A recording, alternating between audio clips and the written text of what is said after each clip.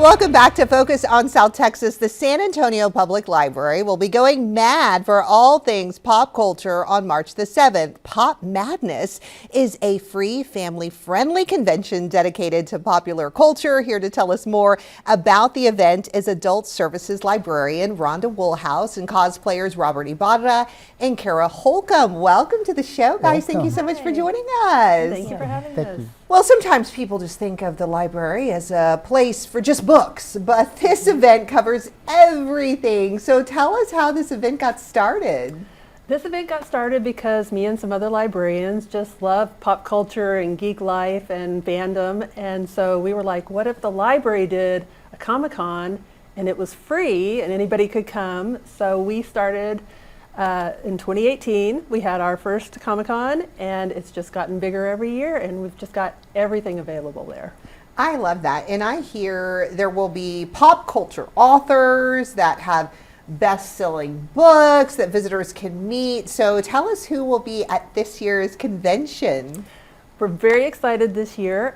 We've got a bunch of authors and artists coming, but we've got two really big names. One is John Scalzi, who writes the Old Man War series and is just a science fiction legend. And the other is Martha Wells, who writes the Murderbot Diaries, among other things, which you may have seen the TV show on Apple Plus, that the Murderbot. It's really good. So we're very excited to have them come. How exciting. And you know, this is a family-friendly event. Yes. So there's something for all ages, everybody to enjoy. So what are some of the activities that visitors can do while they're at the event? We've got, like I said, all kinds of great things. Aside from the authors and artists, we've got a cosplay area, an anime area where you can see different cosplayers. We've got our Pokemon area where you can like make buttons and do a tournament and things like that. We have some special stuff for our Swifties this year, like a craft and a Taylor Swift impersonator will be there. We even have some celebrities, like we've got Miriam Spunkin from Five Nights at Freddy's is coming. And we'll have crafts and of course our big cosplay contest. And speaking of that cosplay, that's a big part of the convention is cosplay contest. And we have some cosplayers with us now. So tell us about cosplay and pop culture. How does this all go together? Go ahead. Being cosplayers for Star Trek, we're kind of, as you say, the OG of the fandom. Conventions really started because of Star Trek and lots of cosplay because of it. So much people who love a fandom like participating, and it's kind of become the thing amongst tons of different fans, whether you like, you know, sci-fi, even things like Law and Order and Criminal Minds have fandoms, people who can go and, you know, test your ability to be, you know, artistic and uniquely you, and found family, as we always say when you do fandoms, because it's everybody sharing knowledge and enjoying playing dress up. Who doesn't like going and dressing up as something that's important to you, that you spend a lot of time doing? So, I mean, cosplay, as you know, we would all say, is something that we'd love to do full time if we could, right? Instead of wearing, you know, street clothes, and people ask like, "Oh, are you embarrassed with your uniform?" Absolutely not. I love my uniform. Yeah, so and Robert, fun. how about you? Well, same thing. I started as a fan, as a young student, and watched Star Trek the original series, and from there everything just kind of grew, and then went to a convention.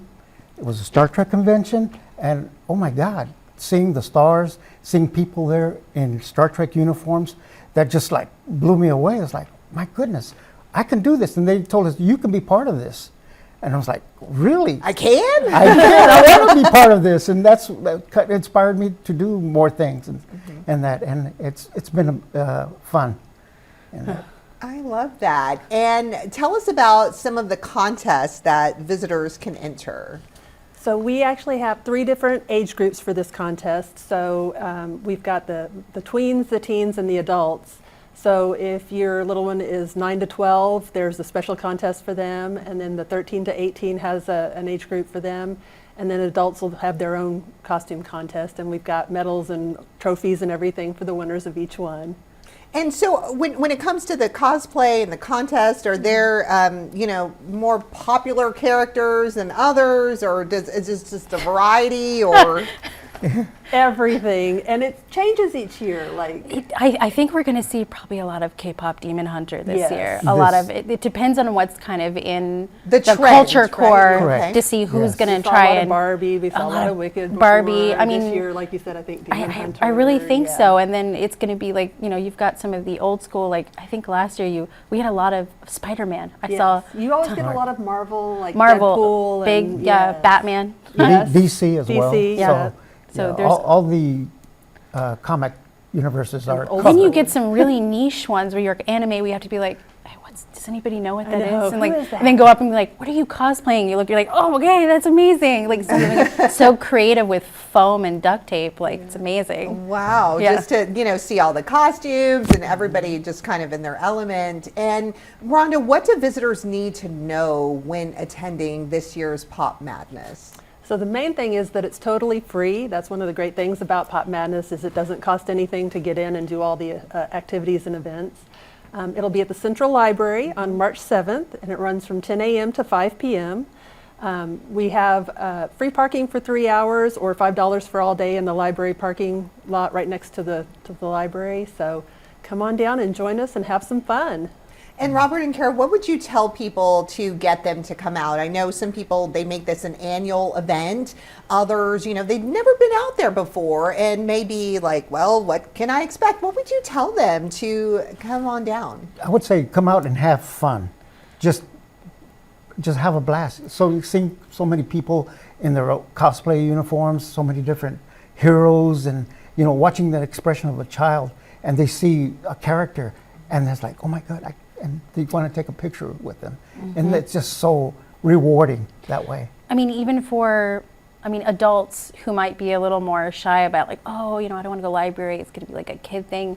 There really is something for everyone. And if you could take that little step, you can find your people here. go in connection, and what's better than a library? And you could get your library card at the same time. Yes. And that's, we did a couple years, you were like, everybody get their library, like, I can go get my library card fun and and go to get a your library convention. card. And so I would tell them to come prepared with your shoes on and go walk, see everything, experience it. Got it. And how many people are you guys expecting, Rhonda, this year? We're expecting between 2,000 and 3,000 people this year, hopefully. All So right. it's a good crowd. You'll meet a lot of people there. Sounds good. Well, Rhonda, Robert, Kara, thank you so much for being on the Thank show. you. Thank you. Thank you.